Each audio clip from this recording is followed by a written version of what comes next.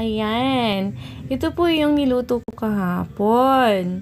Nagluto po pala ako ng bihon. Siguro sa isang taon ay ngayon lang po ako nakaluto ng bihon. Bihirang-bihira po pala ako makapagluto nito. Kaya nagprito muna po ako ng kikiam. Nakaready na po pala yung aking mga gagamitin sa pagluluto. Hindi ko na po isa-isahin at alam nyo na po yung mga sangkap niyan. Nag-request po pala ang aking mama na magluto ng bihon kasi marami kami ng bihon dito sa tindahan namin. Ayan, nagisa na nga po ako ng bawang sibuyas at isusunod ko po pala yung manok. Gigisahin ko po muna po yan at para lumambot yung manok.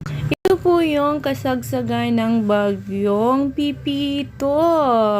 Kaya po ay pinaluto po nila ako ng bihon. Kasi na-miss po nila yung bihon. Ayan, naglagay na nga po ako ng manok. Ayan, gigisahin ko po muna yung manok. At para lumambot po siya. Ayan, habang ginigisa ko nga po ay ilalagay ko na rin po yung toyo niya. Ilagay na rin po ako ng paminta. Paminta at yung oyster sauce ay nilagay ko na rin po para mag-mix na po sa manok habang ginigisa po siya. At mamaya po ay lalagyan ko po siya ng 500 ml na tubig para ready na po sa paglagay ng bihon. Ayan, talaga naman makikita nyo, napakasarap na niyang tingnan, parang looks adobo sa paggisa ng karning manok. Ayan, habang nagigisa po ako ay nilagay ko muna sa tubig yung bihon para lumambot na siya, para mabilis po siya maluto. Ayan, habang nagigisa po ako ay ayan, pasilip-silip na nga yung aking mga anak. At gusto na nilang tumikim ng bihon. At talaga namang napakasarap ng bihon. Ayan, nilagyan ko na nga po siya ng tubig. Ayan, at papakuluin ko po siya ng papakuluin hanggang maluto na po siya. At mamaya-maya ay ilalagay ko na nga po yung bihon. Ayan. At tinikman ko nga po kung okay na yung lasa niya. Ayan. At medyo matapang pa nga po. Nilagyan ko po siya ng patis.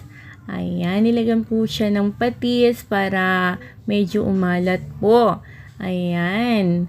Habang ikaw na po yung bahala kung ano po yung lasa niyan. Kung matabang po ay lagyan po ulit siya ng kunting asin. Ayan, para maging okay po yung lasa. Depende po yun sa inyong paglasa kung okay na po yung niluluto nyo.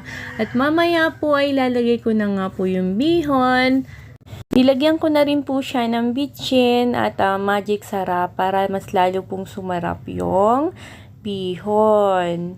Ayan. At mamaya-maya po ay ilalagay ko na rin po yung pinirito kong kikiam. Ayan.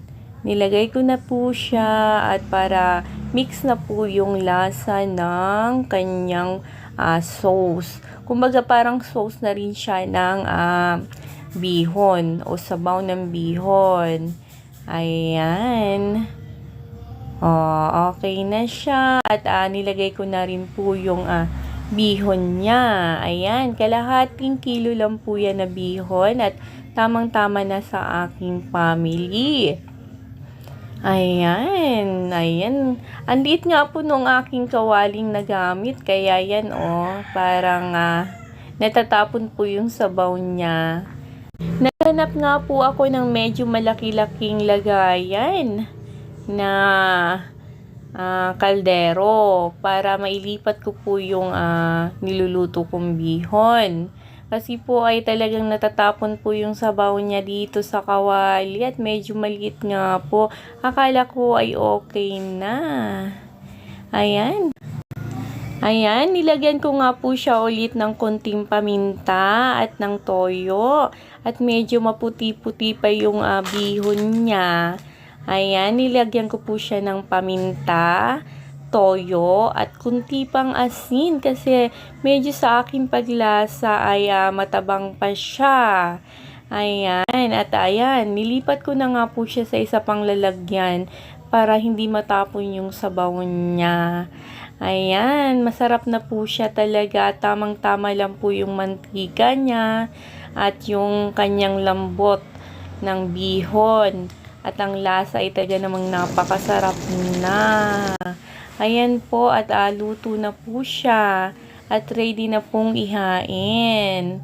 Alam niyo po dito sa Bicol ay ang aming kapitbahay ay talaga namang napakababait.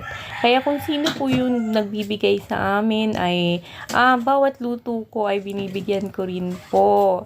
Kasi yun po talaga, kapag nagbibigay ka, ay bibigyan ka rin. Kaya yan. Ayan. Yung kapatid ko ay nilalagyan ko at bibigyan ko rin. Ayan, luto na nga po siya.